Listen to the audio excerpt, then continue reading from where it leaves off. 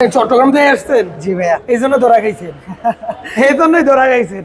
Gixxer এত টাকাটা কিনে মেমোর আগে বলবেন না, তাহলে আমি কমাই দিতাম। ভাই লোকজন তো এমনই ভাবে।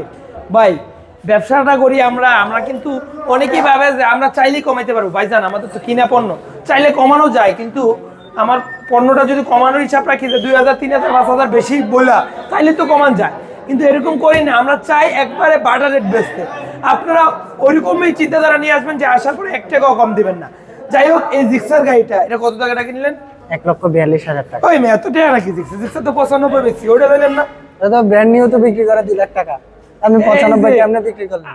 এই যে ভাই কি বললো বুঝতে পারছেন?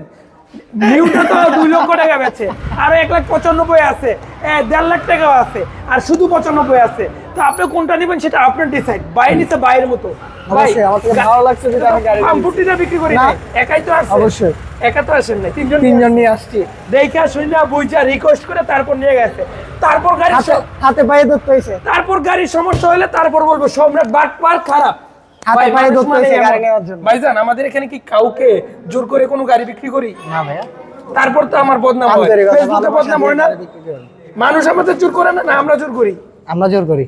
আপনারা জোর করেন না? আমরা জোর করি আপনাকে, হ্যাঁ, মানে একটু কম দামে দেওয়ার জন্য, সুতরাং এখানে বুঝলেন আপনারা বিষয়টা। নাটক তো অনেকেই করলাম, অনেকে মনে করে এটাও নাটক। ভাই ওইদিকে একটু লুকটা দেখেন। আলহামদুলিল্লাহ প্রতি শুক্রবারে এরকম সেলাপের ধামাকা ভাবে চলতে থাকে।